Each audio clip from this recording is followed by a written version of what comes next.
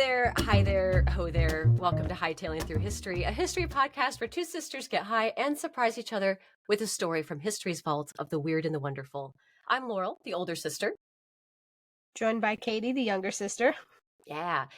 And today we are joined by a third person in our studio, in our room today. So if you're watching, you'll notice a third person here with us, Aaron Odom from the amazing theater history podcast, Euripides Eumenides, back again. Aaron, hello, welcome. Hello, and I love being back here in your smoke circle. This is just fantastic. It's been so fun to sit here and chat with you a little bit beforehand and get, a little pre-gaming going on and, hear about everybody's terrible fears and their weird quirks and everything. So that was fun. That was fun. But these are the things that we share and what brings us together here in the smoke circle and makes us feel like we're part of a community together. Something That's all like I have to say. Just a satisfied moan. We're thrilled having you back first and foremost, and I love such a great time with you. I was on your show a couple of times. Katie got to go on there. It's always a blast whenever we get to hang out with you, and so I wanted to ask Katie, how are you doing with what we revealed about Peter Pan when you were on the show? I mean, I haven't. Let's see, how long ago? I haven't watched it since. See it? I win. I ruined it for you. But I do still sing the songs. Well, not all of them. But like Second Star to the Right, and then what's the big one? You Can Fly. I sing that all the time. Oh man. And then I try and zoom the cat around the house, and she very quickly declines the offer. I'd rather not. Thank you. I just wanted to check in with that. I often, I'll tell people about things on my show because, you don't have to be a theater history fan to be a fan of the show. You just have to enjoy like weird history stories like you do on this show. And it just happens that all of mine revolve around history stuff or theater stuff. So, the origin of Peter Pan, you can go back and look up that episode and wherever you get your podcasts. But we found out that was first a play and that there were some really... I will say questionable origins. Is a good word for it. Questionable origins behind, the development of the character, and a lot of what today we might determine as a grooming. Actually, that would be which didn't lead anywhere. Which was also like, then why are you doing it? Expect this to be lurid at some point in this day and age. So, oh man. And also the last time you were on here, episode 41, which everybody go check that one out. It was just such a blast. That's a good like episodic one. Rome. Bring it back like a few different times, do 2 or 3 different workouts, a couple different commutes, because it was a long one, but every morsel of it was just outstanding. So good. We talked about entertainment in ancient Rome. Well, Aaron did, and then Katie and I talked about wrestling as theater and sport and how that gets used. And man, what's funny is I'm actually an avid wrestling fan now. Like after that, I choose to sit and watch it with him. Not only do we watch Raw, we watch SmackDown and NXT. What is everyone drinking tonight? Hey, isn't that a question? Let's start guests first. Oh, well, I am enjoying my, I believe the kids today call it a vodka and Red Bull, but I am enjoying my my Gen X version of that, which is a Mountain Dew Zero Sugar and vodka. Yes, I'm proudly Gen Xer, and I was sitting here thinking about how am I going to describe this drink tonight, and I'm thinking, here we are in a history podcast, and someday we're going to be the people that will tell the days of old, and I'll be able to say, yes, kids, I was born in the final days of the Carter administration. Not the gas shortage days when cars were lined down the street. No. Those days were long past. It was the days when he was hornswoggled by an actor without a brain. And of course, at the time, we didn't know he didn't have a brain, but he was part of the moral majority because we thought we didn't have any morals anymore. Oh, there were simpler times. There we go. Not to mention that you lived through the pandemic too. Oh God. Wait till that hits the history books. People will be like, "What the fuck?" And you'd be like, "Don't ask. We don't talk about it." So check this out. Like we went to New York. I took my boys and I took the woman who walks beside me, Andra, to New York, and we saw a Broadway show. We saw. That was the most majestic title ever. Mm-hmm. I love the way you talk about her. It's so lovely. Yeah. That was what we decided a long time ago. We were like, what are we, boyfriend, girlfriend? We're like, no, we're kind of like past that age. So what are we? Man friend, lady friend? That's really weird. And she came up with it. And I'm like, that's like a Johnny Cash lyric, isn't it? I don't care. Right? That's it. That's what we do. So she's the woman who walks way beside me. Way superior to what I call Blake. Mm-hmm. I call him a long-term booty call with mortgage benefits. So what are you going to do? Also accurate.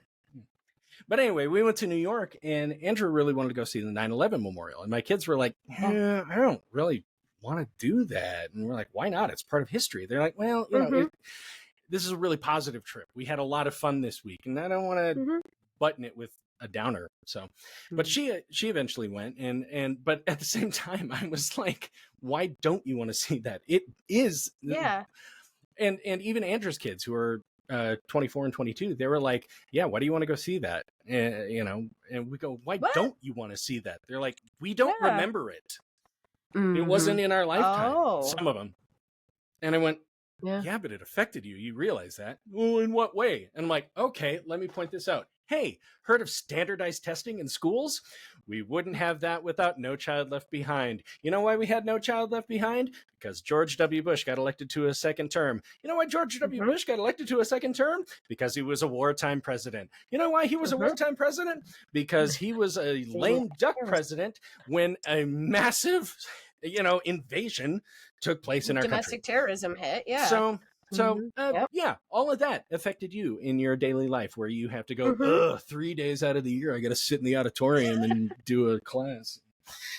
Yeah, like, as well as their travel to the city, I must be the last generation to remember that. Like the last of, because I do remember it. It's early, but I remember it. Yeah.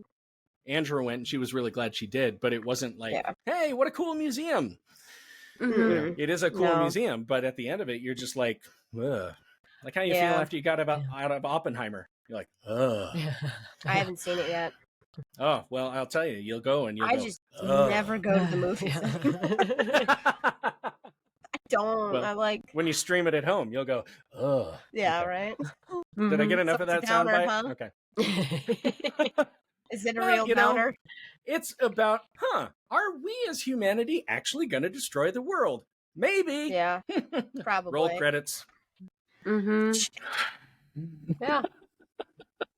I mean, you're not wrong.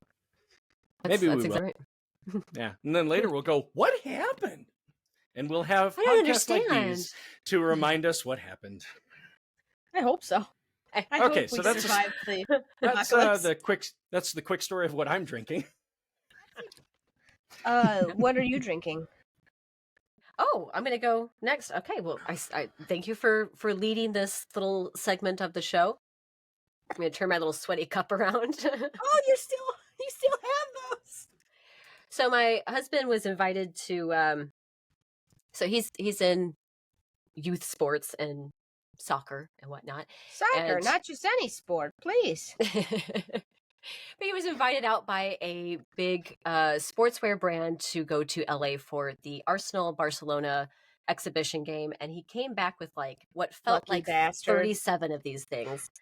Because as everyone was leaving, a lot of them left behind the souvenir cup that you pay an extra a couple of bucks for. So it keeps your beer them. So he's just going texting them on the way out.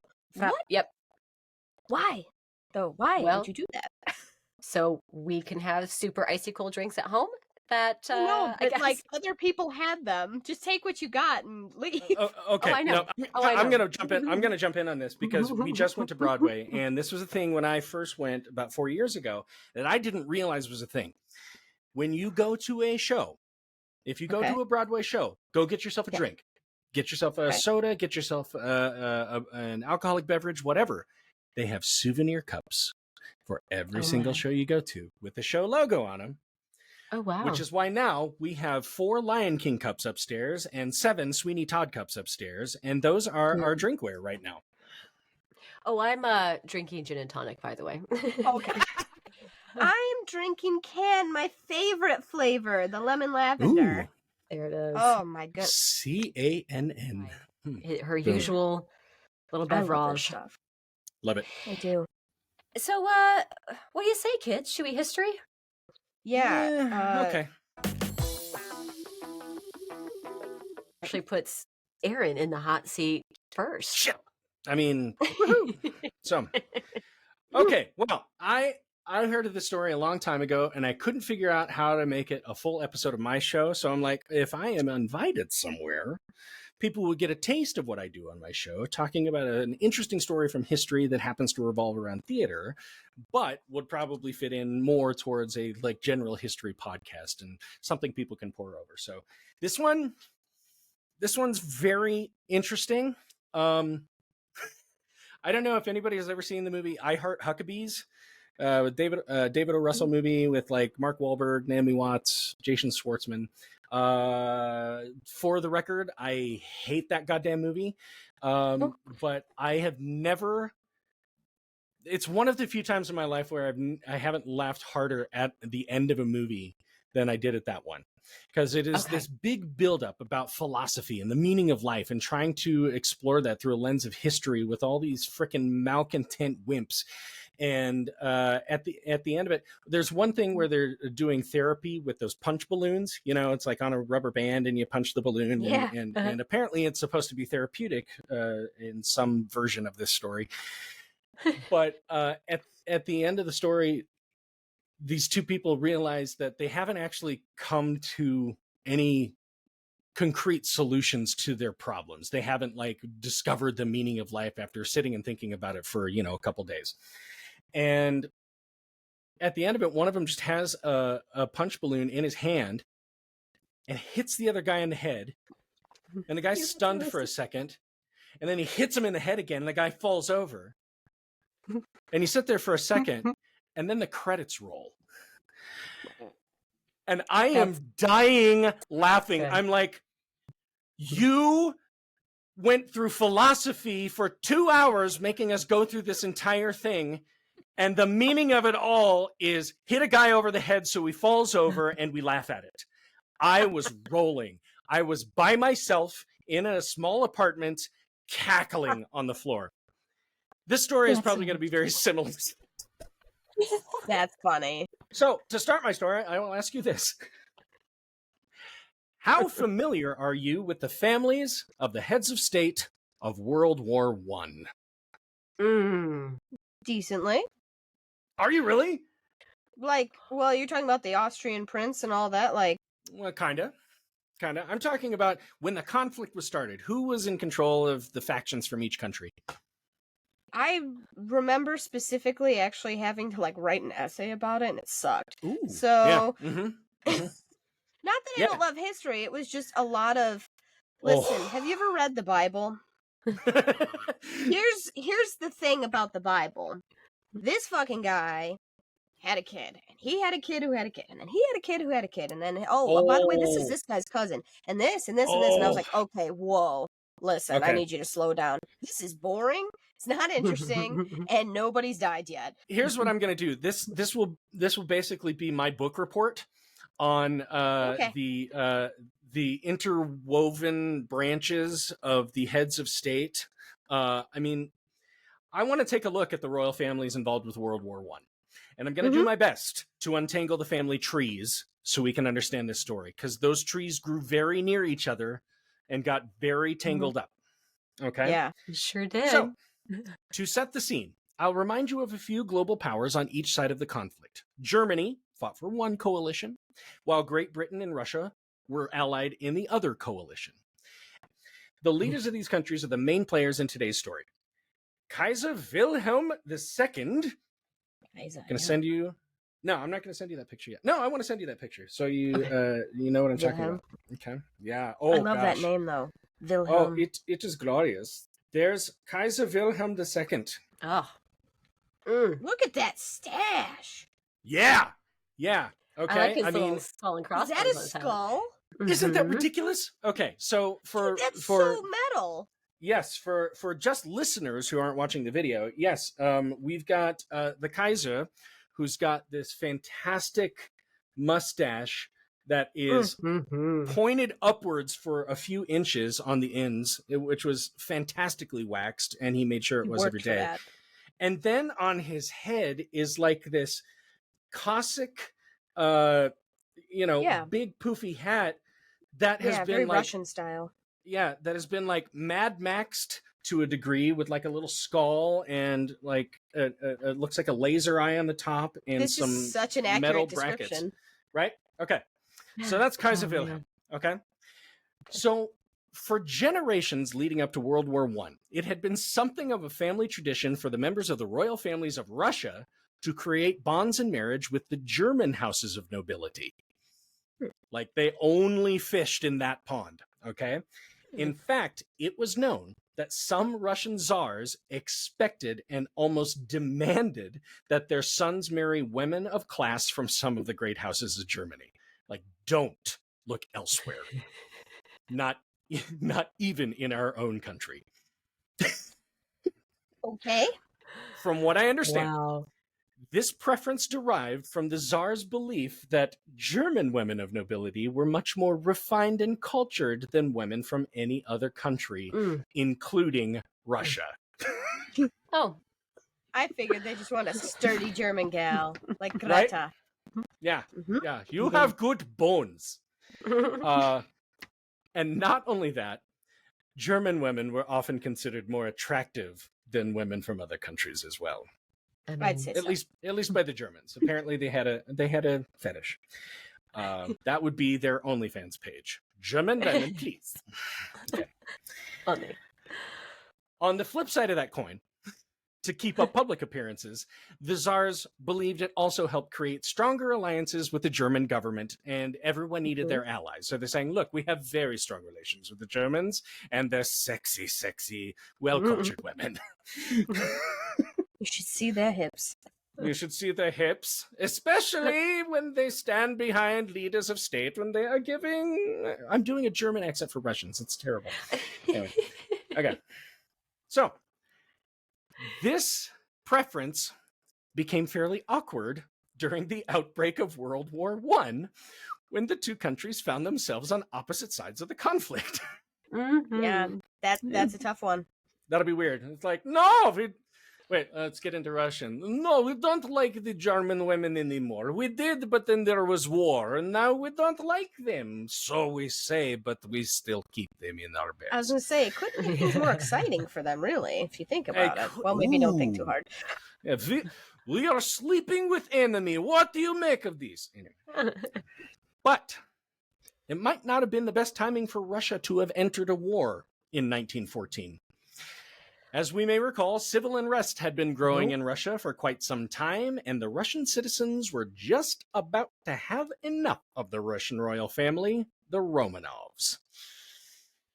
Laurel is sucking air through her teeth here. Yeah. One of the many reasons that the Russian people had reason to be despondent with the Romanovs is that during a time of war, one of the Romanovs was a German princess. This was Alexandra. Yeah. Yeah. Oh, okay. And Russian, and for Russian people to already be at unrest, but still kind of patriotic. I mean, it's my understanding that Russia is a very matriarchal country. So Mother Russia. So for one of their royal women to be a German, kind of a slap in the face to know that she was in the royal family. Mm-hmm. Yeah. Like, they're like, okay, so we're going to war with these people, but apparently one of them's here. Great. Okay. I'm sure she's not slipping notes when relatives drop in. Yeah. Right. Yeah. So this anti-German sentiment became so great that the imperial government felt compelled to rename the city of St. Petersburg in 1915, removing the root word "berg" from the city's name. It was renamed Petrograd, which in Russian means a city of Peter, after Peter the Great. Mm-hmm. Laurel is just gobsmacked. I actually did not know that's why. Isn't that funny? That's Like, great. "Oh, well, they don't seem to like the German thing. Let's get rid of the Burg. Who's famous? Peter. It's fine. The city of Peter. Okay. Now, it sounds like drastic action needed to be taken to attempt to keep the country together. The country had already gone through one revolution in 1905, and the imperial government managed to get out of that one, but the feelings of the constituency were still pretty hurt. It was a bold move, but still ultimately didn't work. In 1917, the Russian government was overthrown by Bolsheviks, and the royal family was imprisoned and summarily either executed or exiled. And they were executed by firing squad. I think it was in the courtyard of their own home, if I recall. Yeah, or Some the something like that. basement.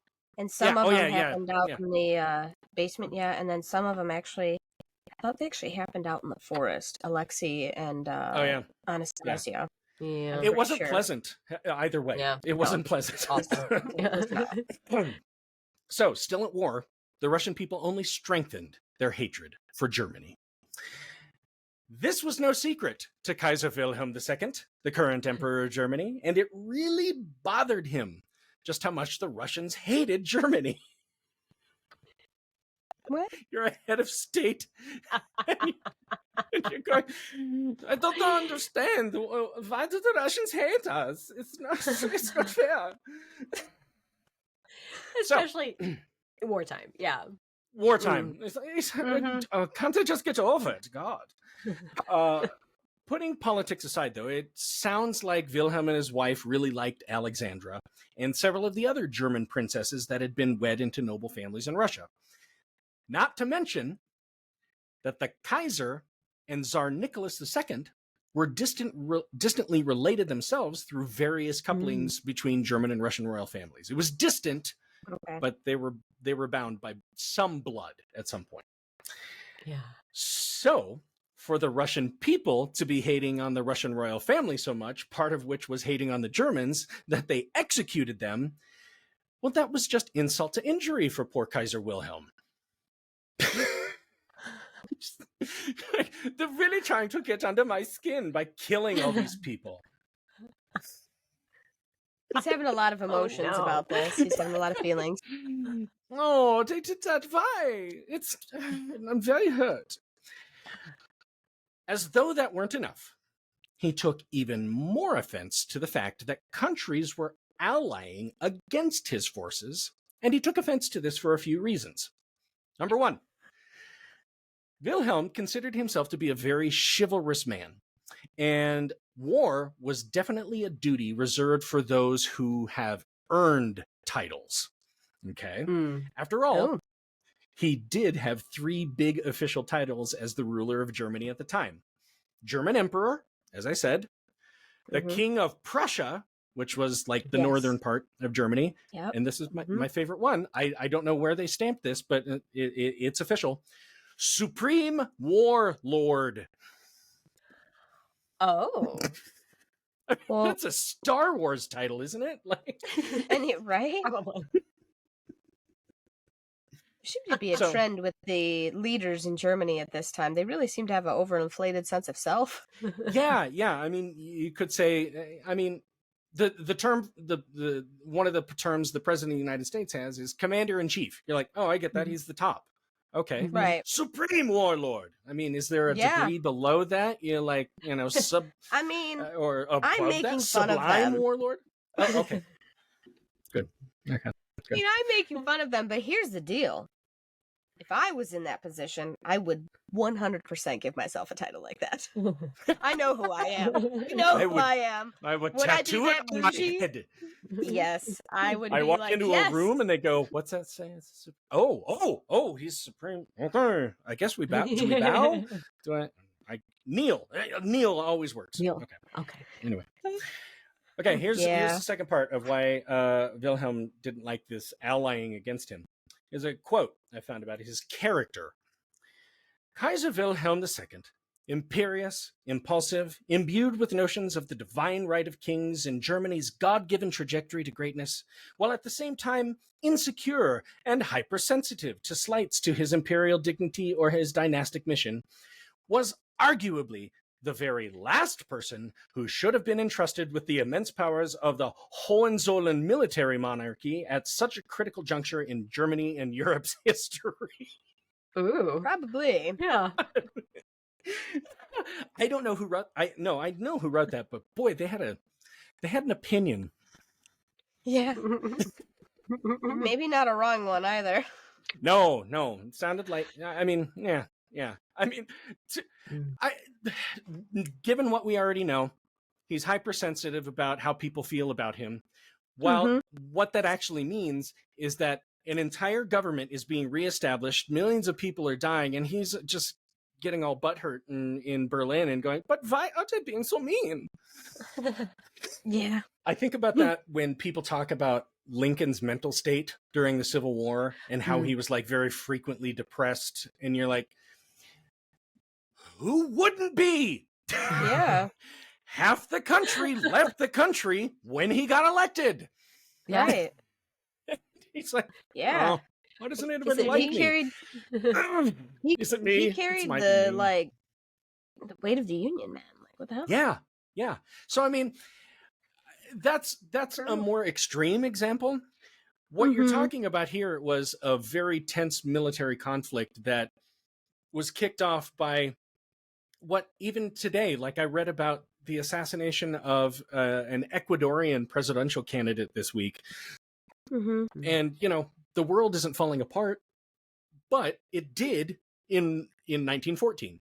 And they just happened to like split off and be like, well, if somebody kills this leader from Austria-Hungary, we will join the army, or we will join the fight. And then Britain's over there going, no, we will join the other side. And Russia's over there going, we will join the Americans and the British. I'm just showing off at this point. So I'm really impressed, actually. Yeah, I was like, oh, ooh. good job. Sorry, Christian. You can do voices, babe. What can I tell you? I don't know. Bags are packed. No, I'm kidding. You'll be turned away. Andrew will be right here going, I'm sorry, he's taken. Now, the execution of the Romanovs took place in 1918, but the revolution had begun in March 1917. And as I mentioned earlier, the Kaiser was well aware of the anti-German sentiment coming from Russia. But I have to take a break for station identification and add one more nugget that makes all these international politics so interesting. Here's how all of this ties together with the family trees of Germany, Russia, and Great Britain. Kaiser Wilhelm of Germany and King George V of England were first cousins. There it is. As the Kaiser's mother was Princess Victoria of England, who was married to Kaiser Wilhelm's father, Frederick III.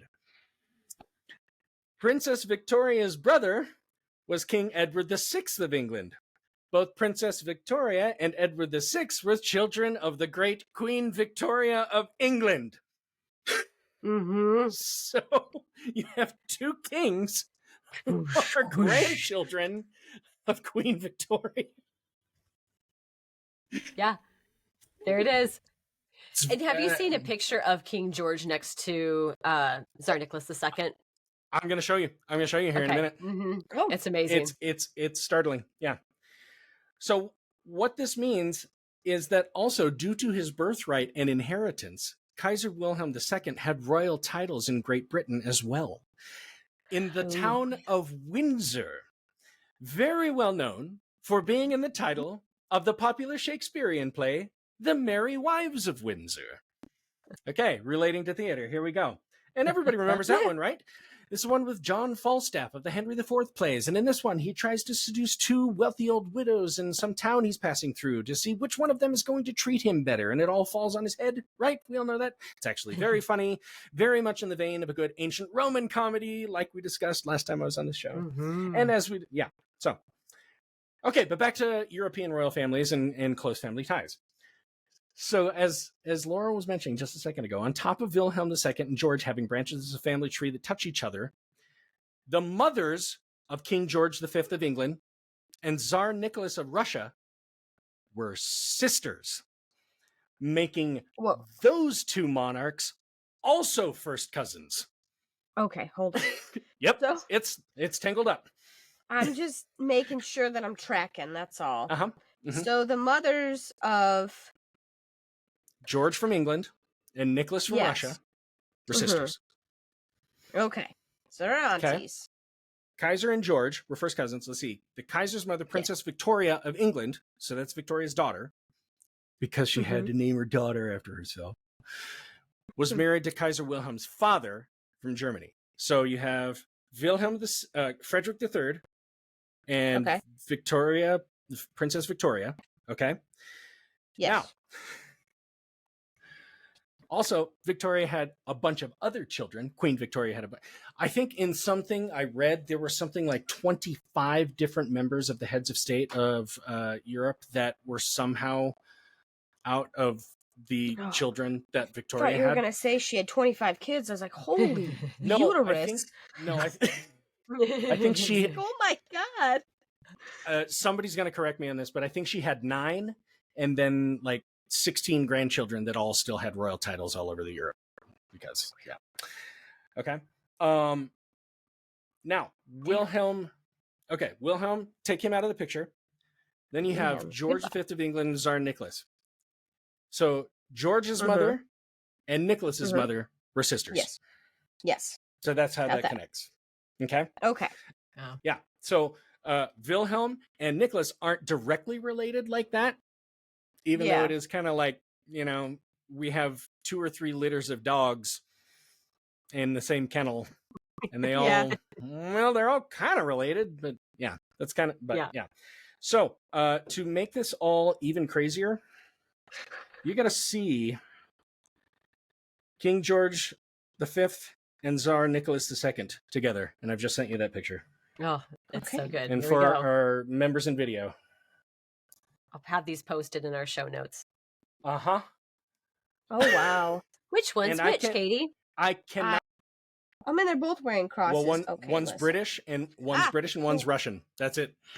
Oh, Russian. Excuse me. I'm pretty sure Nicholas. The guy on the left is Russian. He has an evil vagina on his head. Look, there it is. The evil vagina. Oh, he sure does. So anyway, there we go. We had to take a break there to just see just how intertangled these royal heads of state. Look at how related all 3 of them are. If you look at them like all together, dude, they all look the same, bro. Yeah. Oh yeah. Well, that's Victoria for you. So anyway, getting back to regular programming. Amidst all this anti-German furor in Russia due to the war, as well as the fact that the Russian citizens had overthrown the royal family partly due to anti-German sentiments, when Kaiser Wilhelm received a message from some current events in Britain on a morning in July 1917, his reaction of outright rage should have been expected.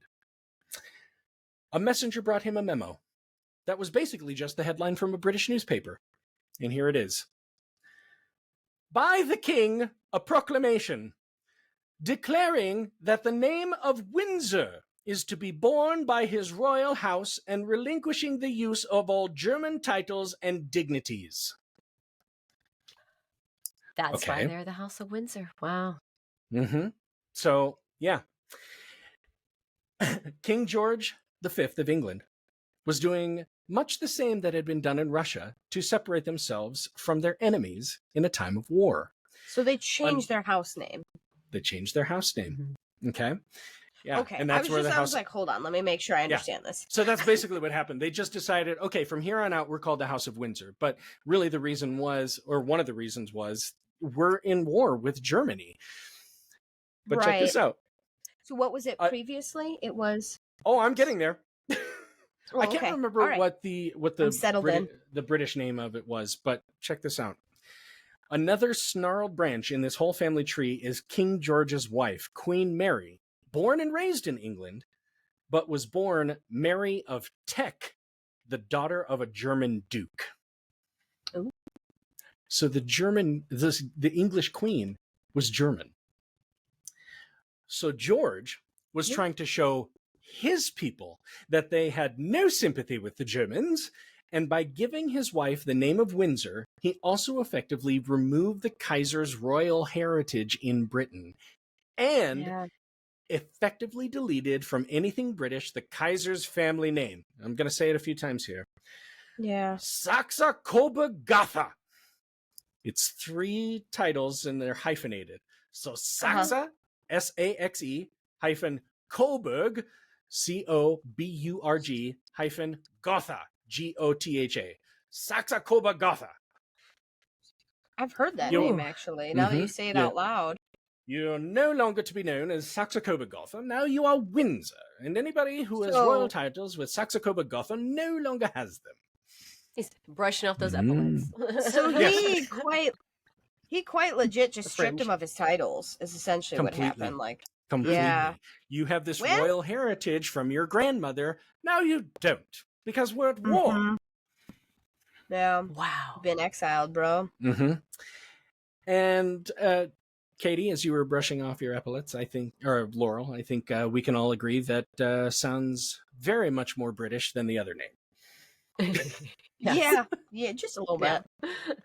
So in any case, once this news got to the Kaiser, I mean, he had to hear it through a newspaper headline. Oh, the ultimate butthurt. Now here we go. Oh, he's gonna be so sad. Oh, Russia doesn't like me. My cousin over there has died, and I'm not happy about it. And what is this? My other cousin? Oh, no. He was infuriated and stewed on the information. So he summoned his wife to share the news. Now, one last element to this story that's fairly enjoyable is that the Kaiser wasn't especially known for his sense of humor. Oh, no, I wouldn't imagine so. When he did crack a joke, it was often particularly lewd or derogatory. So his upcoming response to his wife was somewhat unexpected. So when the Kaiser's wife, Empress Augusta Victoria, who I'm sure is related to several people in this story, heard this news, she asked her husband what he was going to do. He replied there was only one thing to do. He said, and I quote, "I propose to take the entire family to the theater to see The Merry Wives of Saxe Coburg Gotha."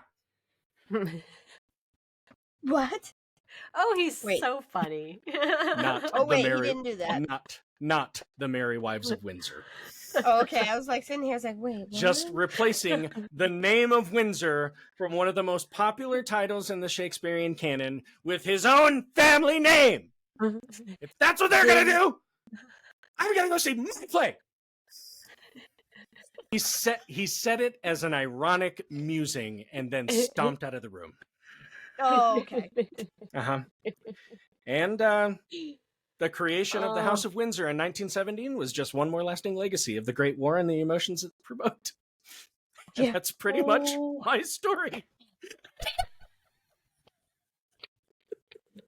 Wow. You know what? That's amazing though, because I when I would look, not that I sit and study like, royal birth charts of Britain, but when you see like the family tree and the lines that go out, there's a certain point where it just turns Windsor and it's just done. And that's with, Queen Elizabeth and her family and those before it. And I was like, I wonder about that. But I didn't actually look at in terms of time frame and then think, hey, it's probably anti-German sentiment. Like if there's war, didn't put 2 and 2 together. And that's fascinating. Thank you. Well, I mean, you compare it to other wars that we study, like, especially in the States, we study, like, I had a class in history that was a history class called War and Peace, which highlighted the entire history of the U.S., benchmarking, frankly, the wars, because on average, we've had one every 20 years. It's like, was there ever any peace to study? Because I don't feel like... Exactly, yeah. But it was fascinating because I remember like World War II was like we had this faction, and we kind of knew what was going on. Like these people were doing bad it's stuff. A wrestling match. Yeah, exactly. But when you talk about World War I, it was like, well, there was a lot of tension, and one guy got killed, and everybody just went, "This is it. This is our time to throw in the towel and or rather throw our hat in the ring and see what we can make of this." Yeah. And when it finally ended, I think people were just like, yeah, I guess we're done. Yeah, you guys go your way and I'll go my way. And I remember at the end of my World War I lesson in that class, they said, and the German soldiers marched home And there was one young soldier, particularly despondent, that the outcome he was looking for really didn't get there. And he talked about it on the way home, the long march home. And that young man's name was Adolf Hitler. God. This fucker. There he is. Yeah, he was such a grump about the war. I mean, he was a grump about everything. He was worse than a grump. But about World War One, there's always these pretty lightly, but there are these stories in World War One where he's just like not having it, and you're just like, like we did this story around Christmas time of the brief truce that happened at different parts of the Western Front, and and I said then there was one sergeant who was like, I don't like that there's camaraderie and talking back and forth between the opposite sides, and I don't like that people are all Christmassy, and this is baloney. And his name was Adolf Hitler. So these are these little stories where you're just like, good at giving his opinion. Right. Yeah, and his and opinion can you sucks. just? I think I can't remember where I heard it. It was somebody I really, really admire, like Steve Martin, or it could have been Woody Allen. I don't really admire him anymore. But I mean, can you imagine what would happen to this world if Hitler was not rejected for art school? The arts are important, people. Save the arts. Some very interesting art coming out of Germany at that time. It would have been. And I'd be like, actually, that would be. Yeah. Well, anyway, that's my story. The Merry Wives of Saxe-Coburg-Gotha. Oh, wonderful.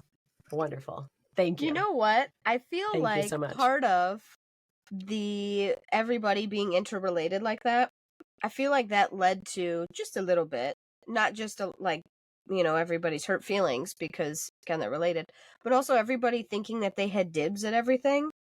Oh. Do you know what I mean? Yeah.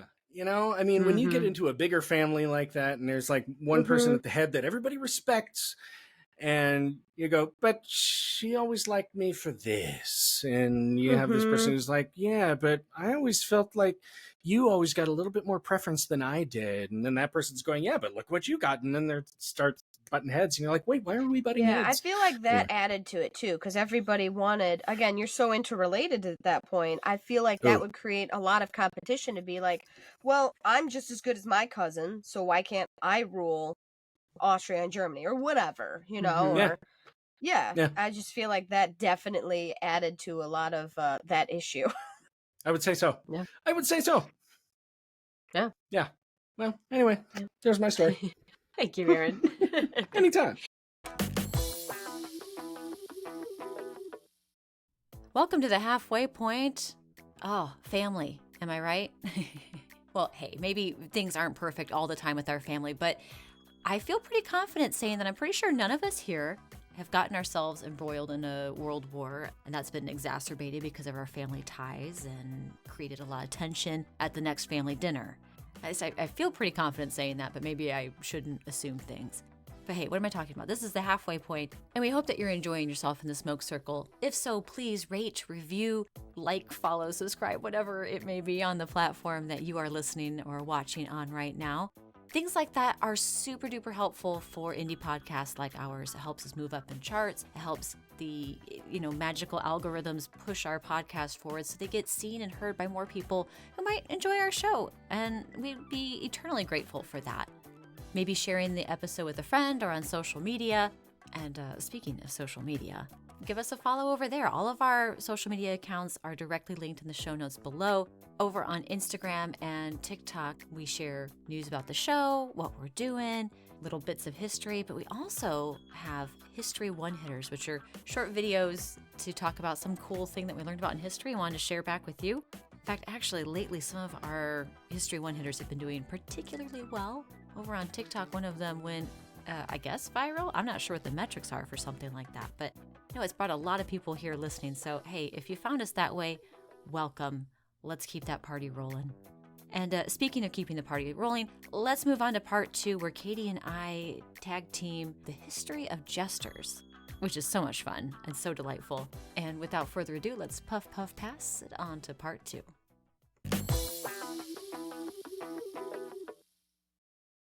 All right. Well, thank you so much for that, Aaron. That was delightful and enlightening, and also just a crazy and wild ride. So thank you so much. And completely worthless. It has no value in theater, in history whatsoever, other than you understand a little bit more about the internal strife of some royal heads of state who got completely butthurt when other countries who were dying and bleeding in the streets didn't feel nice about him. Mm-hmm. Yeah, there it is. It's the ultimate tale of insecurity. Right? So we're going to keep the laughs going a little bit more and continue this journey through history, really. And this is quite through time, actually. We love laughing. Laughter along with crying is catharsis. We go to a movie, we laugh, we go, oh, we feel so good. We go to a movie, we cry, and we're like, oh man, we've released something. Comedians in some way, shape, or form have been entertaining culture and the history of civilization. Today we have stand-up comedians, actors on screen and stage who all, tickle our funny bones and whatnot. But way back, let's rewind the clock a whole lot. Before TV, before the radio, there was the Jester. Oh. So this is a very brief history of the Jester, very brief. But depending on where you're at, and where you're from in the world, your first thought of the Jester might typically be the guy dressed in a little goofy jingle bell hat, little, pointy shoes or something. There's a very stereotypical look of that English Jester. Maybe a little stick in his hand with another little face on it. And you'd be right. I mean, this is the Jester, but also, you will find the Jester or the Fool or the Clown, it comes by many different names, all over the world through time. Yes. And here we go. So Katie and I, just to set the scene a little bit, Katie and I are going to be dividing the globe in half. I chose arbitrarily Constantinople. Now it's Istanbul, but it was Constantinople as our division. You really were just like, let's do here, okay? And I was like, all right, sounds good. I'll take everything to the right. You take everything to the left. That's it. Yeah. North, south, but west, east. There it is. That's where we're going to mark it. Lovely. Lovely. I actually did an episode very similar to this, so I'm very excited to hear this version. Yes. And I heard it and I was like, oh no. And I was like, oh no, we're good. We're just different enough here. But so we're going through, we're going to be mostly looking at like ancient and medieval sort of timelines in history, but we are going to be going by geographical location versus an actual chronological timeline. We're kind of jumping along history like Bill and Ted in our most excellent telephone box time machine. Then we'll finish up in the modern day, as well as Katie gets to put a little bow on it with a fun little tale of one of history's best fools, or best known, maybe. Yes. So of course, like the Jester is fun. The Jester is entertaining, and it's exciting entertainment. But for me, through this research, what I found even more interesting is the Jester's relationship to power and the social dynamics of his role. And I'm going to say mostly he, because that is primarily, the people in the role were men. But there were some female Jesters. Some of them. Oh, you put them in yours, didn't you? Well, no, I mentioned one in mine. Oh, good. I have one French one. She was not mentioned in my story, but I did. Yeah, well, good. Thank you, Katie, for representing. Now, for the most part, with the exception of a couple of cultures and a couple of places in the world, the Fool, the Jester, was a nobody, really. Not only were they of like a lower social class, but they were almost even excluded from it, sort of sitting in this like social purgatory, if you will. They were neither a lord, nor were they a serf, a peasant, but they weren't necessarily powerful directly. Is the key word, directly powerful. Because these quote unquote nobodies potentially had the power of the monarch that they served. They were able to influence and possibly manipulate the king or queen based on the favor that they had with them. And another common theme that we see across all cultures and time with the Jester is that they were generally given a free pass to do and say what they wanted, even if it was directly offensive to their authority. Yep. As long as it's funny. Yes. As long as it's funny. Yeah. That's the caveat. Yeah. If you're not funny, you're not staying around. So we're going to go Your head west. is on the chopping block. So we're going to go west to the Americas. And typically throughout the Americas, these jesters are going to be called clowns. And clowns are part of the culture and considered sacred across various tribes.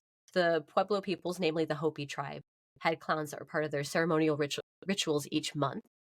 The Cherokee had booger dances, which is very similar to the word boogeyman, and had a similar kind of vibe, if you will, to it. You know, it was a little bit different than these other I'm clowns. sorry, I have to just, I'm putting this down in my notes. Booger dances? That's how it's spelled, yeah. Okay, no, just making sure. So it's either booger or booger. But yeah. Yeah. All right. Yep, you got it. Just you got clarifying, you know, I might not be the only one wondering that. And then you go out west in America in the Sierra Nevada mountains, and you have the Tuba Tulibal Nation. And those clowns even had enough sway to get a tribal leader changed out if they thought that they were leading poorly. Yeah. Whoa. So they'd be like, switch this guy out. And then over in your area, Aaron, the Sioux people had what they called the Heyoka. Now, much like the Jesters, you're nodding your head because I'm like, oh, so have you heard of them before or are familiar with the word? I'm actually looking back on it. Yeah, I mean, there's the Sioux are in several different tribes around where I am, more specifically, very directly to the east in kind of like western South Dakota. And pretty much all across South Dakota, really. And there's a lot of Native American and indigenous peoples like awareness and like annual events. Like our big one here is the Sheridan Wyo Rodeo, but we have the Crow tribe come down from southern Montana, and they'll do like after our big rodeo parade, they do what they call the First Peoples Dance, and they teach people like, you know, how to dance in a ritual and ceremonious way. But they don't. I've never seen a Heyoka brought out. Oh, okay. So there we go. Fascinated. So the Heyoka is going to come up a few times because I found that they are much like the Jesters that we meet in like Europe and other parts of the world in terms of their role. They were also ceremonial and a sacred role within their tribe, but they were the person who could say the difficult things, violate cultural or social norms, and make people laugh during hard times by using satire to point out the way that things were in the tribe, point out weird things with authority or just how the world's working, you know, and often directing it at power and authority. And Stick it to the man. Yeah, exactly. They're like, this is my job. And while many of the clowns of indigenous tribes in America fill a ceremonial role and may provide laughter or some sort of cathartic release for their people, I did find that, the Heyoka are the ones where there are many similarities between them and other ancient cultures in the world, which is amazing because this is all pre-contact and traveling and stuff like that. So it just goes to show that how blows my mind. Yep. How important humor is. Because you got your medicine man, you got your shaman, and you got to have your laugh man. Right up there with everybody. I mean, seriously, like to be put up there with needs like that tells you in how high a regard and how necessary it was. So absolutely, I'm gonna get personal for just a moment here. My mother just lost an old friend, and it was a relationship that has kind of soured over the years. And after my dad passed last year, the relationship just kind of died completely. And then we found out that this friend that they'd had for 30-40 years had died in her sleep.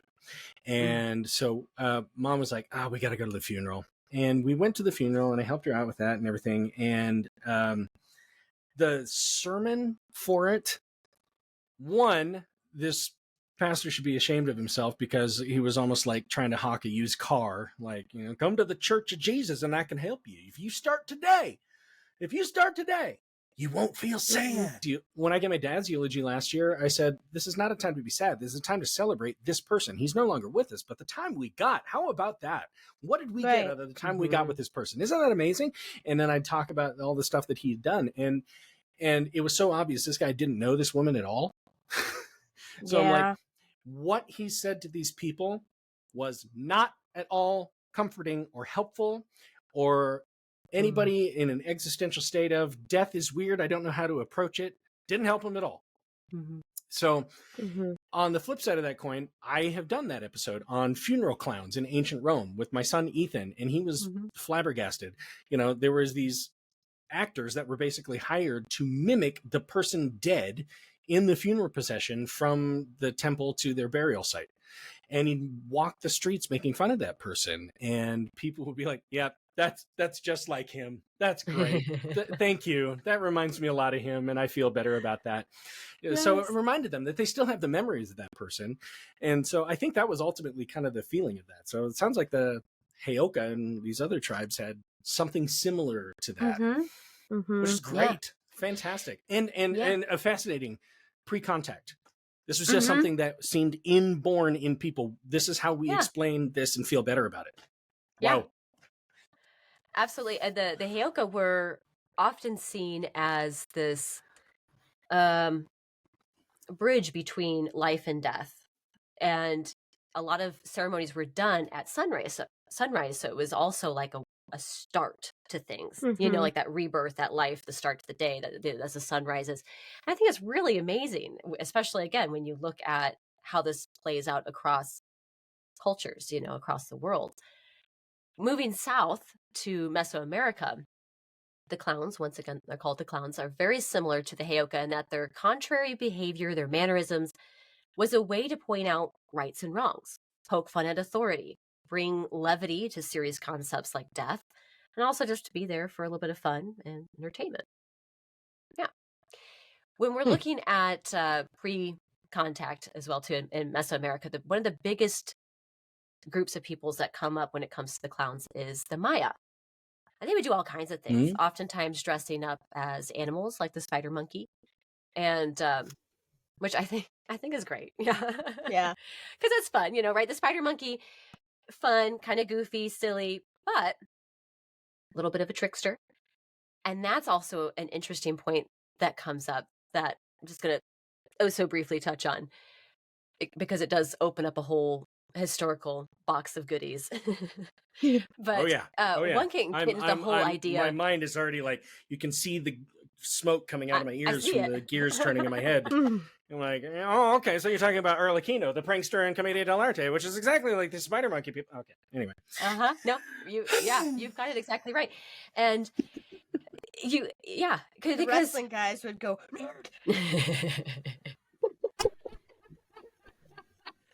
I had to. You made it too perfect for me.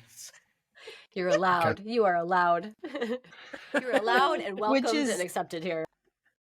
Yeah. I had somebody call me a nerd about, 17 years ago. I saw a trailer going to a movie with some people for Spider-Man 3. And the guy's girlfriend was sitting right next to me. And we saw Spider-Man 3 and there's Venom. And we're like, oh my God, it's the first time Venom has been on a screen. Ah! Oh my God. And the guy goes, you're a freaking nerd. You know what we had just been doing before we went to see this movie? We had to wait for these two losers to fill out their NCAA March Madness brackets. And they sat there for half an hour before we could get in the car going, well, I think it's going to be Clemson. No, I think it's going to be Seton Hall. And as soon as he called us a nerd, I'm like, yeah, how's your bracket, Ryan? How's your bracket? Did you sit there and nerd out on your sports teams? You're a freaking nerd too, okay? Nerd. I just saw Venom and I wet my pants. You saw the North Carolina Tar Heels and shit your pants. Which one of us is worse?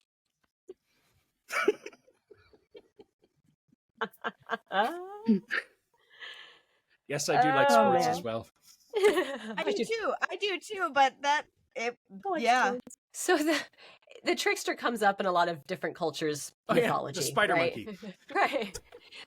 And the trickster figure is there just to stir shit up. For indigenous people where we live, for the three of us, we're familiar with animal tricksters like the coyote, the rabbit, the raven. Those are a few that come up. Fox, okay. In Norse mythology, we're like, oh, Loki. It's Loki, trickster. Yeah. Raven. Yeah. In wait, that's Africa, Odin. Never mind. I was like, wait a second. In Africa, it's Anansi, the spider. And then the Maya, they've got the spider monkey. And what's interesting about the role of the trickster and then also the jester or the clown is that the trickster is free from any sort of authority. You know, the trick, like, you know, you think of Loki. Loki's probably the best example. You can even use Marvel Loki. And be like, definitely he just Marvel is Loki. there to just cause chaos, you know? Whereas the jester is dependent, especially like the English jester, that typical jester that we think of, is dependent on their patron, the king or the queen or whatever, you know, noble person has them in their employment.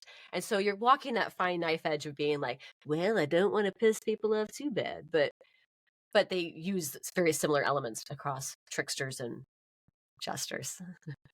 And some of them are more trickster than jester, which we'll see in a little bit. Some people go a little bit too far. But when we cross the ocean over into Africa, the clowns there in various parts of the continent, very similar to the Americas. The Wolof people in West Africa had a designated clown who performed the same roles, much like the Sioux's Heyoka. And we get the most, I don't know, quote unquote, jestery history from ancient Egypt. There we find a long history of jesters entertaining pharaohs and other royal families in the court. Okay, I guess that doesn't surprise me that much. Okay. Yeah, this is where we're starting to see it's like, oh, there's that, maybe more of that hierarchy instead of it being more of a community role or for a tribal role. It's now like, you're there to entertain me and my royal comrades and family here. And this is also, unfortunately, one of the first places where we then find evidence of jesters being chosen due to physical or neurological differences. During the time, which gets a little icky, right? During the time of the 6th dynasty of the Old Kingdom of Egypt, which, here you go, here's some old history, 2323 to 2150 BC. Good God. BCE. Yeah. Yeah.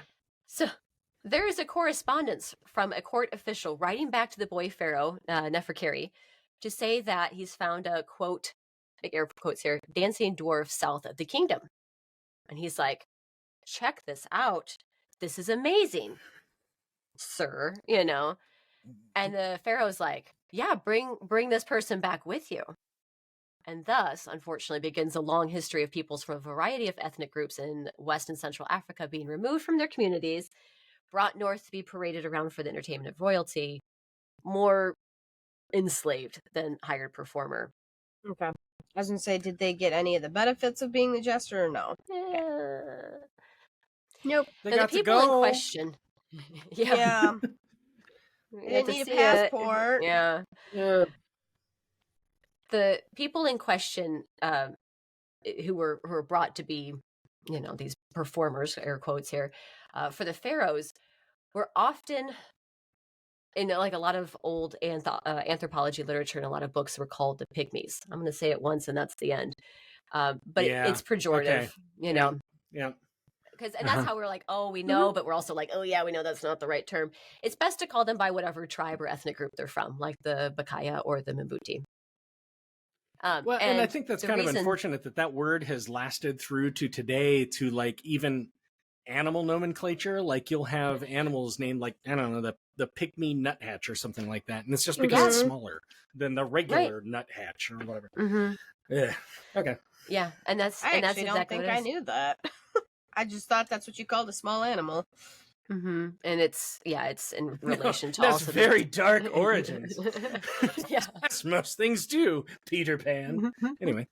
Yeah, it's like those damn nursery rhymes again. Yeah. And as Aaron mentioned, and as you mentioned as well too, Katie, the only reason why these people were, you know, plucked out of their homes and from these ethnic groups was because they were of smaller stature. So different. Yeah, there's difference, and that's where that goes. Now, here we go. I'm going to end my gesturing journey in Europe because, damn, kids, that's where so much is happening. We get a lot going on, and plus the book I read. Okay. All right. All right, settle in. All right. And I read a book that was specifically talking about jesters of the English court, but it did cover, other places too. So yeah, there's a lot going on over there. The book that I read about them that I just mentioned talked about how sources at that time differentiated the jesters by those that were natural and then those that were artificial or quote unquote licensed, a licensed fool. The licensed or artificial fool is someone who is the quintessential performer. We might think of this as the stand-up comedian, for example. The person that goes in is like, I can juggle and I can tell really good jokes because I'm super duper witty and I can, da da da da da da, that kind of thing. And then, whereas the natural fool, but what my book calls the innocent, is one who fits more within neurodivergency or a mental or intellectual disability. And so I was like, I liked how he changed that up here a little bit. But it also slightly changed was as kind as possible. Yeah, but it also slightly changed the role because, and he uses the innocent in a very purposeful way, because the licensed fool has to tread carefully, right? They have to make sure that they don't push the envelope too far. Whereas the innocent says the truth because that's what they know. And so they see truth, they say it, and there often seem to be a little bit more of this lax attitude, being like, oh, you're right, fool. Oh, you're so wise. You see it and you say it. Well done. That kind of thing. Sometimes there's the opposite effect where people were like, I can only hear so much truth. Thank you so much. But for the most part, there was a little bit more of just more flexibility, I think, within the roles, depending on who they were. The jesters might tell jokes, play music, juggle, or even be like a contortionist and have some sort of physical talent that they have. Yeah. Well, Katie's going to tell us about some unique talents one English jester had at the end. But in addition to their unique talents, they also had unique relationships with power, especially in Europe. As I mentioned earlier, the king-jester relationship, it's really advantageous to both parties, of course. So the patron, in this case the king, was given entertainment and recreation, and sometimes the companionship of a person that they felt they could trust, who wasn't, using them for any sort of other means, like maybe advisors who they might not be able to trust the word of so well, often telling them what the king might like to hear, not necessarily what he needs to hear, that kind of thing. And the jester is also on the outside of, quote unquote, of these social standings. So he's kind of apart. He has no, how do you call it? Stake. He has no stake in the claim. Yeah. Right, exactly. The jester could be more relied upon because of their role as like a silly goose to say what was needed more than what was wanted. A quote from the book is, "Humor has been described as potentially one of the finest forms of thought and perception. It is a human necessity. The delicate and often dangerous task of the court fools was to supply the humor in the place where, for the greater part of our history, it was most needed. The center and hub of supreme political power, the court of the king." Thank God for it, right? Well, it sounded like a very early system of checks and balances, really. I mean, you had a monarch who was like almost completely divided from the people he was ruling over. So we'll pluck one of them out who has particular wit. And because he's in this silly position of being goofy, if I don't listen to him, it's understandable.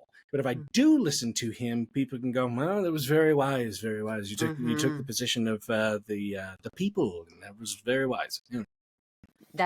You have nailed it right there. Yes, the jester was a symbol of the everyman, all the people, everyone who basically was not the king ruling in their autocratic way. Right. And it was great. I mean, the jesters entertained, but they also had a delicate job of delivering tough news that maybe the advisors would rather not have to give the king, or being a comedic middle person for grievances for lower the classes.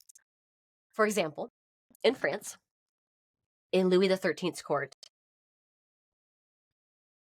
two musicians apparently made the king unhappy in some way. You know what? You don't really, it's not really that much of a surprise that maybe you just played a wrong note and you're like, oh, I played a wrong note in that song and I don't like it. You've made me mad, you know, that kind of thing. Or maybe it was something much Who bigger. let Kanye in? Who let Kanye in? Why is he here? What? And Louis the 13th, you know, being a monarch, was like, well, I don't like that, and therefore I'm going to cut your pay in half. So the two musicians are like, well, we need our money. Like, this is what we do. I did not think you'd end that sentence with your pay in half. I'm going to cut your fill in the blank. It didn't get that bad. But they're complaining about it. Okay.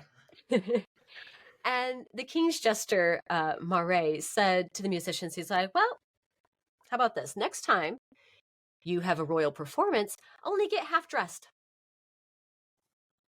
Okay, all right. And so they did so. Mm-hmm. And they did so. And so the king... he said so. He's under the king. I guess the next time we do that, right? You take your pants off. I'll take my top off. This will be perfect. Yeah. So they're in various states of undress, you know, halfway so.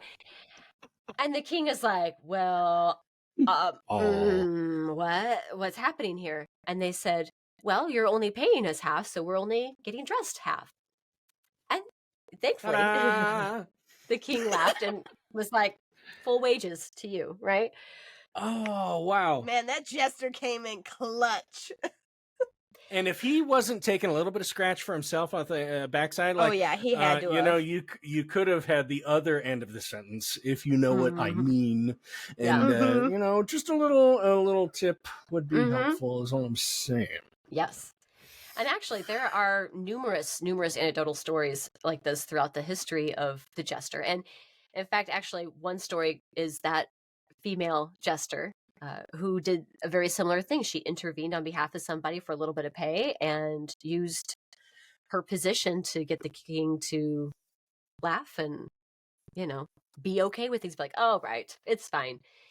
And throughout the history of the jester, there's, you know, well-timed joke, a little bit of humanity and a little bit of empathy that resolved the dispute, saved a life, saved even, you know, in more extreme examples, saved the country from financial loss, you know, or riots if they're going to piss the people off, which, you know, ruin long term down the road.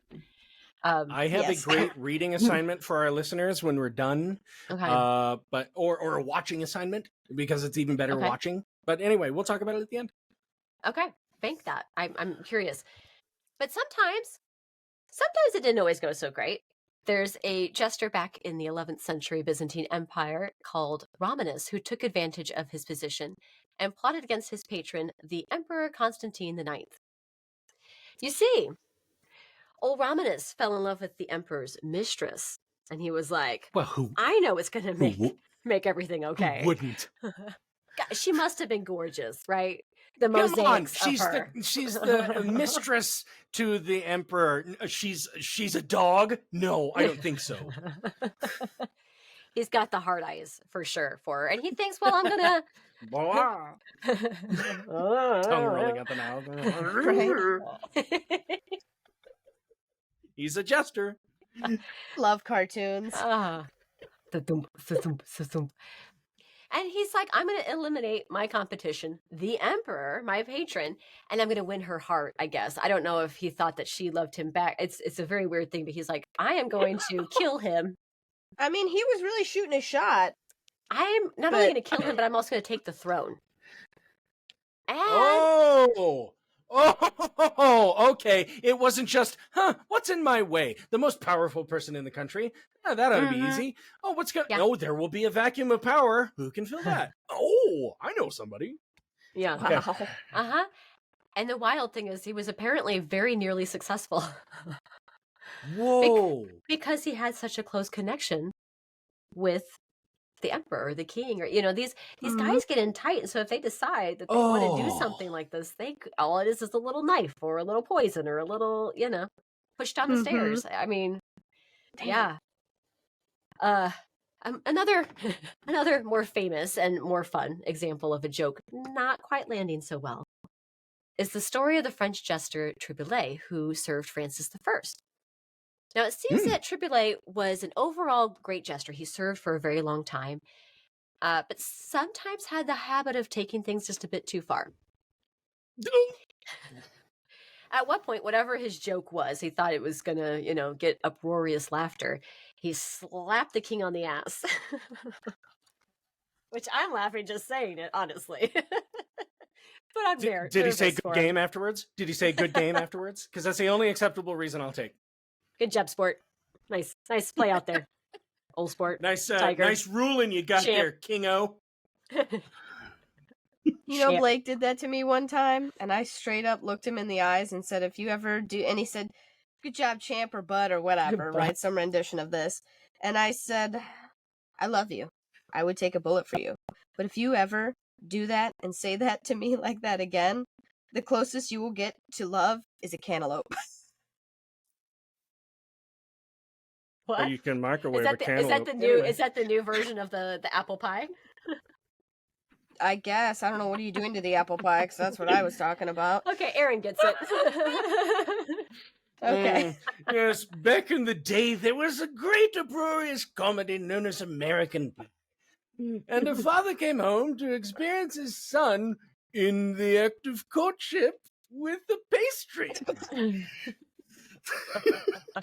Yeah. So, slap the king on the ass. Slaps I think that's the where king we on left the off. ass. There we are. Slaps the king on the ass. And the king is, one, everyone's like, Shocked.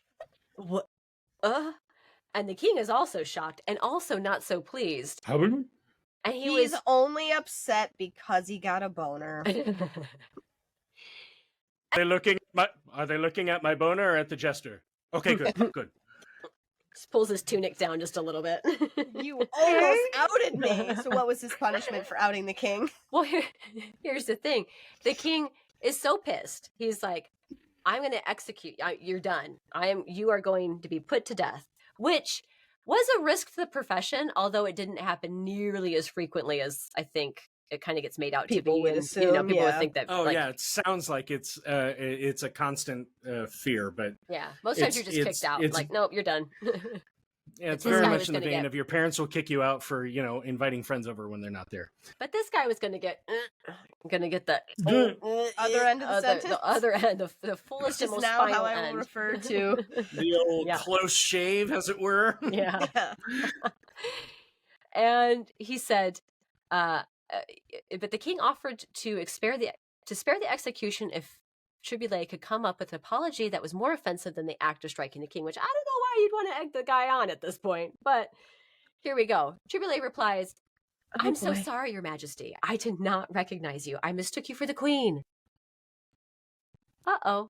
Baller move. That's all I'm saying. Baller move. Okay, continue.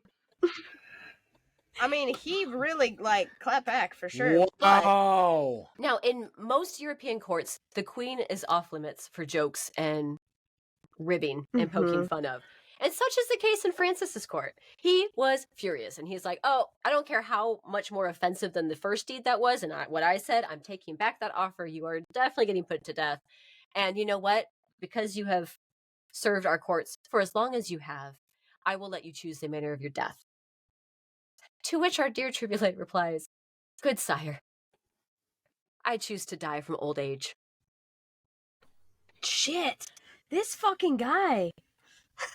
Better moves than Steph Curry. That's all I can say. Holy shit. Are you freaking kidding me? Ball is in his hand. You don't see where it's going, and now it's a three-pointer. Yeah. That's what that was. Yeah, that's how he didn't got even the look. job. Fuck. And the king's like, oh, that was so good. Oh, so good. You can live. And he was banished from the court and did indeed pass from old age in the French countryside in 1536. God, okay, wait. So do you say he was kicked? He was kicked out of court? Yes, he was banished from the court. Okay, you slapped the king. You slapped the king on the ass. You offended the queen. You are doomed to die of old age. So fuck off. Okay. You are lucky to be alive. Yeah. Oh no. I guess I get to go live with my pension out in the wilderness. Damn. Yeah. Don't you feel he earned it for his cojones though? Earned it for sure. Being in the act of like having, I mean, I wasn't in the court of a king and slapped a king on the ass and have potentially my life in my hands. But there have been moments on stage where it's like, if I don't do something now, things are going to go completely off the rails. And if I have to say something quickly. So, you know, I'm kind of wondering if this guy got into a moment of just stage omnipotence. Uh-huh. where he just went, the show must go on. And what a show that court got. Mm-hmm. Smack, everybody, huh? How dare you? Sorry, thought it was your lady. Oh, you're gonna die. How about I die of old age? Shit. Oh. That's What a exactly story. right. I was to say, Wow. he's a fucking baller, just like you said. I was like, damn. Now, for our present company here, Aaron Odom of Euripides Eumenides, a theater history podcast, the use of the fool in literature and in theater is a very useful literary device and character. Shakespeare, Falstaff is included in there. Shakespeare uses the role of the fool in a very famous and precise way. In some of his plays, like As You Like It, The Merry Wives of Windsor, Midsummer Night's Dream, the fool is used in a very, oftentimes a very stereotypical fool-like way. There's a lot of comedy there. Or at least has more comedy mixed in with his wisdom. But in other plays like King Lear, in which the fool is a major character and mover of the story. That's my reading assignment. My reading assignment. Oh, there we go. This is perfect. The fool is more melancholy, and the roles are reversed between the king and the fool. The King Lear, he's aging, he's approaching the end of his life, and he's alienating all the people around him. The fool is the one person in the story who's allowed to stay for a time. And the fool is only called Boy. It provides all the wisdom for the king, and over the course of it, these roles reverse, and the king, has his realizations just before he dies of the wisdom of the fool, basically. And Katie, it is a tragedy, by the way. It is a Shakespearean tragedy. Okay. It's not one of the comedies. It's beautiful. It's like one of my favorite plays. Yes. And so I think Shakespeare is like a very great example, I think, of how the fool then gets used outside of the courts. But it can still be a classic learning example for today. So, Katie, what do you say we cross that Constantinople boundary and look at fools and jesters in the East? Love it. Come across to my side. Alrighty. So, interestingly enough, contrary to popular belief, which, I mean, maybe it's not so popular, maybe it is, the court jester is not found only in European parts of the world where they, I think, are probably more popular, just at least as far as being spoken about. Maybe that's due to good old Shakespeare. Well, I have a feeling it's also just our shared Western history. Probably. we know more about the European stuff, and yes, I want to, I'm going to come back to that pin I put in things earlier about the King Lear fool is one of the most prime examples of it. I think Shakespeare really emphasized him in chronicling the role of the jester in the court. But I think in Eastern cultures, as I recall, they go back way before we did. Sure do. Yeah. Yes, the only thing I actually thought I was going to have you beat, I think you might have had me beat with Egypt, though. Yeah, maybe. China's got a really long history. They do, yeah. Longer than I was prepared for, but there you go. Okay, interestingly enough, China has one of the longest, most documented, yep, I can speak, history of court jesters than any other culture. Though the Chinese it was interesting to me, they didn't have like a direct English translation to the word, like jester, right? Or the fool or whatever, like we use. They didn't really have something that fully translated over to, which doesn't surprise me because in German class I was taught about that too. There's a word for the name that you get at the feeling of which I want to say it was Oktoberfest, but I feel like it was that or Carnival. But there's a word for the feeling, the joy, the festivities, and like all that you're feeling there. They have a word for that. So this kind of reminded me of that. He was less likely to be dressed like a fool and more likely to be dressed like a scholarly sage, which was interesting. Just like the European counterpart, the point of this person in the court was to point out with humor shortcomings, limitations of judgment of the ruler, and even prevent costly mistakes. Just like you were saying, point things out, be like, maybe we shouldn't. Like, I mean, have we thought about this though? And then people will be like, oh yeah, you make an excellent point. So more so even than I think on your side, they were really in positions of wisdom in China specifically, because I'm going to suggest against this invasion, if you don't mind. Right? So the closest translation they found is the word actor, basically, into China is what they called them. However, these performers were around long before the advent of the Chinese theater.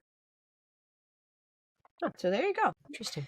So while the jester was allowed certain privileges, his words were taken without offense.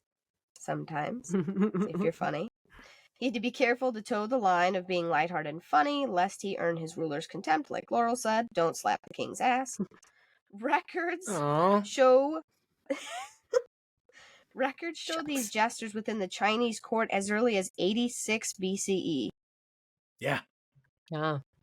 Yeah, so I mean, it was a long time ago. And here's me, I'm like, I'm gonna have Laurel beat. And then you came in swinging hard with Egypt. I was like, 23. This is just the first time it's documented, though. Yeah. And that Katie, was how it was. Katie, let me.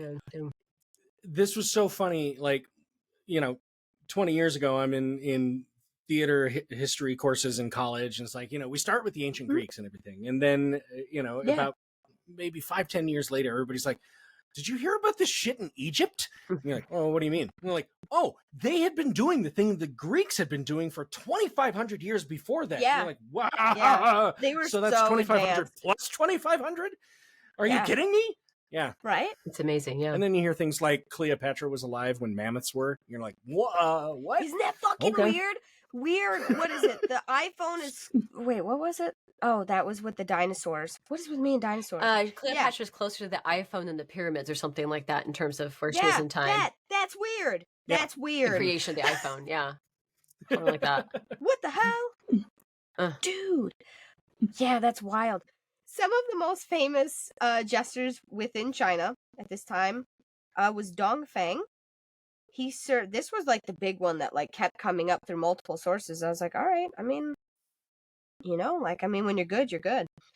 Served Han Emperor Wu Di in 140 BCE to 87 BCE.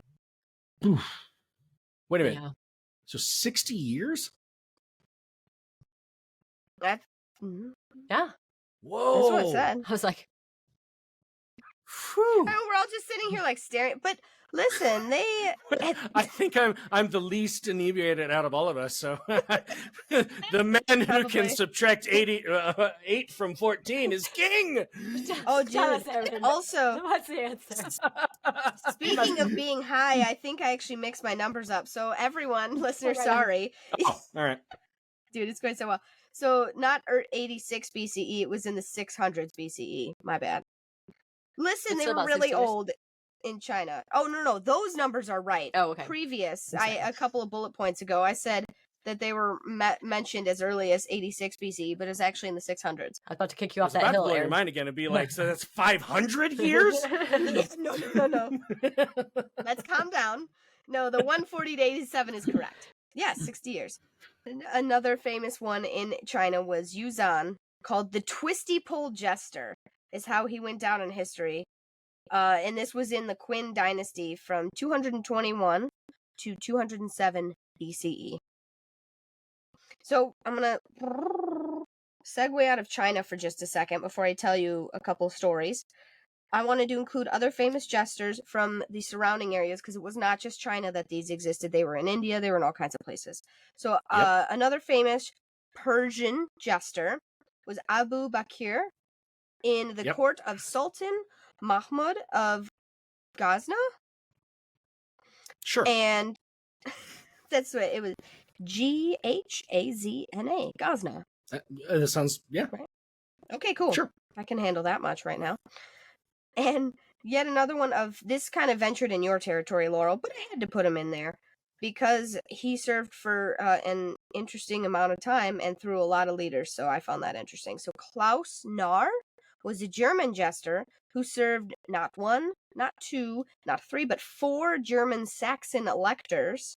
Because there was a kind of a point in time where Rome segued through, well, didn't segue, they like conquested through Germany. This is ours now. Right. But they had that, as we're taught in history, the Greek style of electors, you know, senators. That's what I'm looking for. Right. I can do this. I see, yeah. They had a very similar arrangement in Germany earlier. In fact, Laurel, that's where the last name Wall comes from. It means to elect or to choose. Oh. So it's probably means at some point back in Roman Germany, they were descended from a senator. Well done, you. Yeah, dude. Wow. I mean, sure. This was so he lived through 4 of those electors in the year of 1486. So while women were extremely rare in this profession, for you, Laurel, I have included one such Jestress, they were called. Jestress, had to include that title, named, it's going to be butchered because I'm pretty sure she's French. So you can help me. Do they say J's or Y's? How do they pronounce their J's? Je. Je. Like a Or is it like depending on what Depends, yeah. vowel follows it? Yeah. Yeah. A. Ja. Yeah? Yeah. So La Jardiniere. The garden? So maybe it's spelled Jardiniere. Oh, the gardener? Jardinier.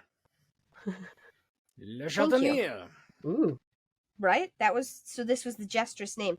She served, again, I kind of encroached on your territory, Mary Queen of Scots. Oh. From 1542 to 1567. Nice. And that was a tumultuous time. I know. I was like, I did not mention anything bad happening to her, so. Yeah, she kind of. Look it up, kids. It's a grisly history. Okay. Right. Bedtime stories. So, a very popular story of a court jester in Sri Lanka. Thank you. About a popular figure, Andere, Andare, Andere. Okay. Is said to have lived in the 18th century. Was born near Devundara in the Matara district. They're really making me work today when I'm not sober. In the Matara district of southern Sri Lanka. Andere is said to have died of thirst on his trip home from town. I know, he didn't live well. Oh, dear. So, I know, but hang in there. Okay. So it is said that the king, upon hearing of the death of his favorite jester, rushed to the place of his death. On seeing the corpse with its limbs spread wide, the king smiled and said, "Ah, dear Andare, you are making me laugh even after your death." And in 2001, a tomb and monument were built for this jester. And the sculpture shows his body with his arms spread wide. Oh, no. Remembered forever in effigy. Why? I have so many thoughts on that right now. Not that. No. The place where I'm going right now is, I'm sorry, Katie, that's a bullshit story. For a guy to die of thirst on his way home, sorry, takes a few days to die from thirst. And, right? Well, I didn't say how far town was. Do you know how big Sri Lanka is? It's not big. So, I'm okay. Listen, here's a funny part of the story. Is I just watched Ace Ventura again with my family last night, and in one scene at 3:00 in the morning, Ace Ventura goes to a girl's house and he says, "You've got to commit me." And the next scene, they're in Tampa that morning, and I'm like, What did they fucking teleport? Because that's at least a 7 or 8 hour drive. So if they left right then, it might be 11, it might be noon. And then I got to drive back to Miami today? Okay, I'm calling bullshit on Ace Ventura. Anyway. But no, I'm more he thinking. didn't say how far town was, but however he did die, he I wanted to go see the monument. I'm thinking there's some lurid story there, like he found that guy tied to the bed of a concubine who had probably disemboweled him, and there he was tied to the bed with a really happy look on his face, and he's like, man, even in death, oh man. Like, how did he die? He was outside of town. His camel had run away. He looked pretty thirsty. That's how I found him. Yeah. Splayed out just like that. I brought his body. Why are his guts on the floor? That's what happens when you get thirsty. Just burst right out. I'm pretty sure that's what happened. I'm pretty sure. Let's make a monument about 5,000 years from now.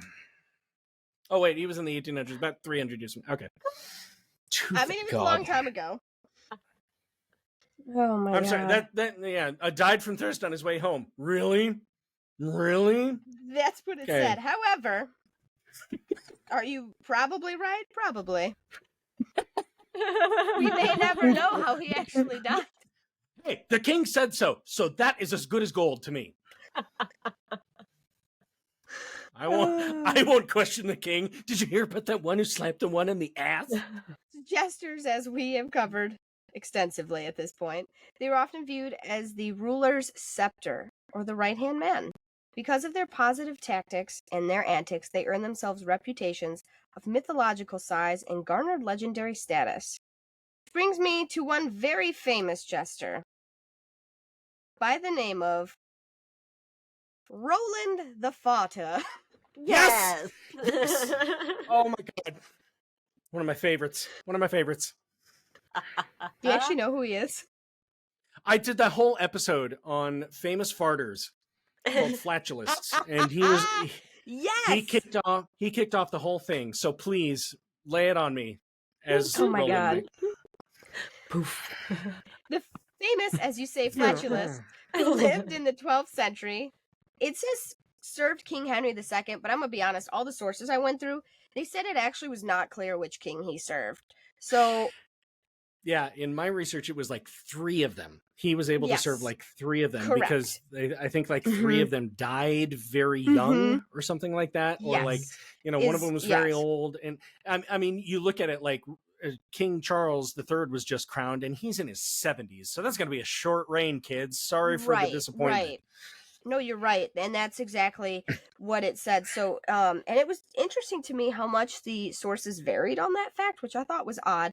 But it looks like it began with King Henry II. And then, as you said, it was a couple of them. So he was so famous, well-liked, fill in the blank. He was given Hemmingstone Manor in Suffolk and 30 acres of land in return for his services. Because, ladies and gentlemen, when you're that good, you are just that good.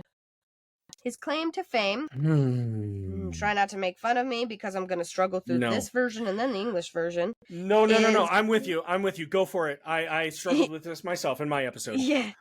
Unum saltum et siffletum et unum bumblum.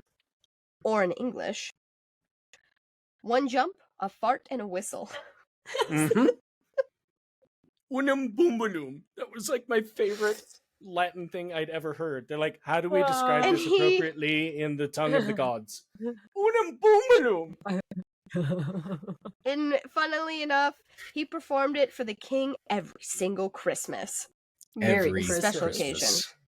Oh yeah. Get the man who can jump, fart, and whistle, please. That's what I want. That's what I want for Christmas. So also in my research with Roland, did you also see that he got everything taken away? Because that's what I saw, but only in one source. Oh, that it just said it was like bloop, tiny blurb at the end of how great he was, and it said, "Oh, but by the time the last one got in, yeah, he just lost everything." I was like, "Poor Roland." Well, like they take back the manor and the acreage. Yeah, I think what I found was like you had two kings who were like, that's great. First king liked it, he died. The second king came in and goes, well, dad really liked it, and then he died. And then the third king came in and go, that's really grotesque. And wait a minute, we gave him land? Okay, all right. We need to set things we made him right. How important? I mean, I think Howard Stern had a guy who would come on his show and just fart into the microphone, and that guy was a regular staple. I don't think Howard Stern gave him a house and land. And lands. He probably got a residual, but hopefully he's on the picket lines right now, is all I'm saying. Right? Yeah. Mm-hmm. Flatulence is important. Mm-hmm. So interestingly enough, and thus poor Roland falls into obscurity. However, the name does not. So from what I had researched, the legend of Roland was so popular that actually there were jesters referred to as Roland for the next almost 120 years, which was really interesting. So to me, when I was researching, they said it kept being written about, and they're like, there's no way this guy is this old. Like you said, the 60 years, like, yeah, there's no way this guy is this old. So what it seems like, it took up almost a Robin Hood-like, here we go again, mystique, where people took up the mantle after the original had passed on. And they did that for a little while. So that fills in such a big gap for me in that, because as I researched, it was like he was around for 109 years, and you're like, really? So he started at like 30 and then died 109 years later. No, his titles were stripped 109 years later. Okay, so which also leads me to believe, Katie, that not only was it a house that was given to him first by the original monarch, he kept it. But it could have been a family tradition. To give it to the jester. Yeah, that's exactly what I thought. I'm glad you said that.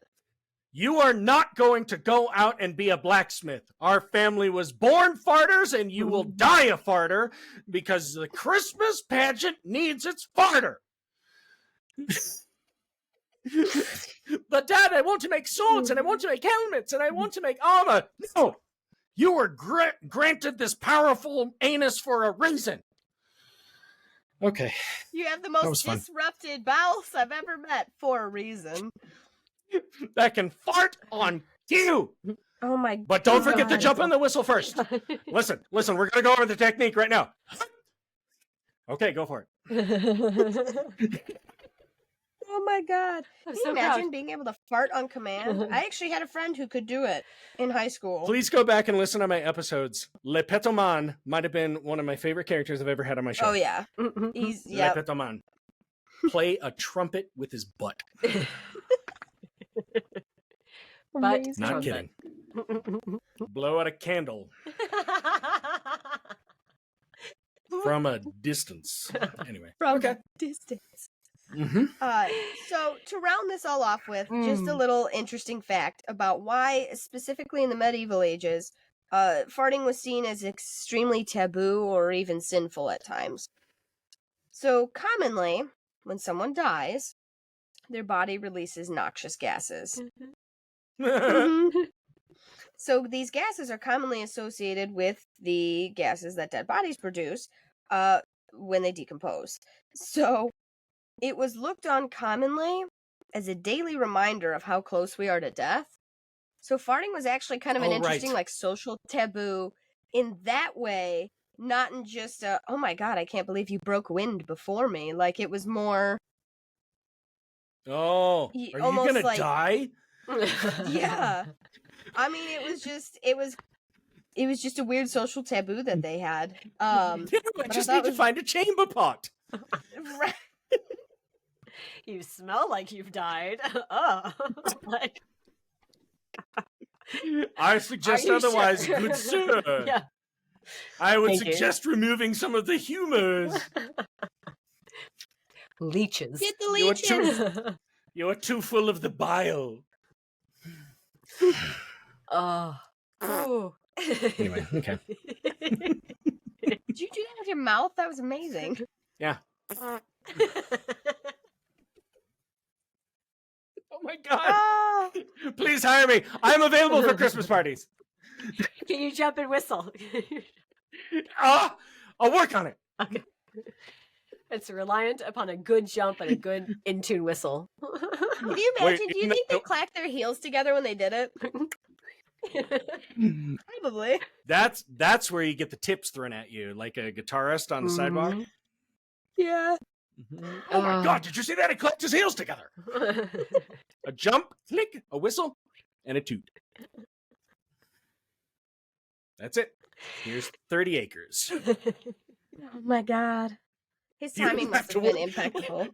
Even better, you don't have to work the rest of the year. Once a year.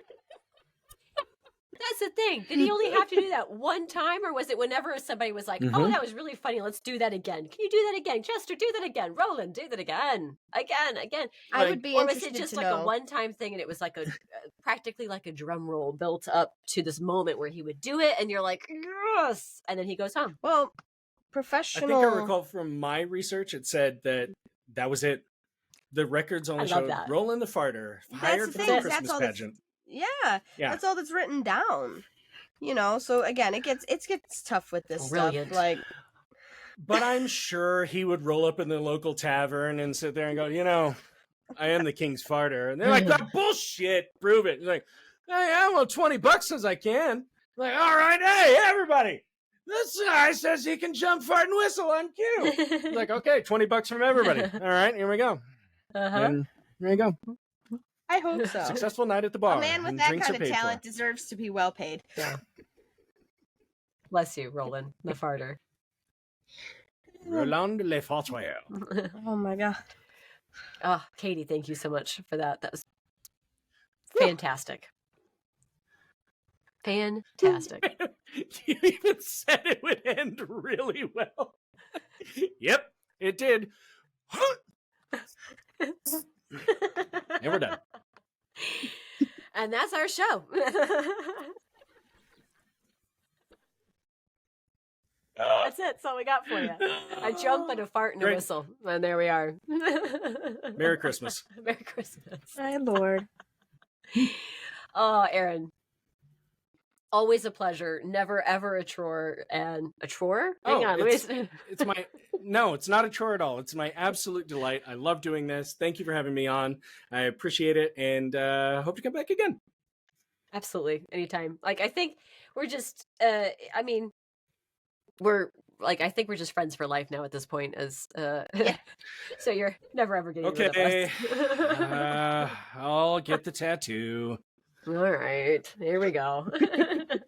And thank you again. I mean, honestly, it's so much fun, and we just delight in it time after time, and thank you for bringing such amazingly interesting history, and thank you for hanging out with our smoke circle and our silly history. And at least we kept it within royal families. Look So at there this. was a general we theme. We really did. Just tying these things together. Didn't even mean to. Well, thank you so much, folks. Also to you for being here, watching, listening. Well, honestly, I mean, it's a show because of you. And so thank you for being here.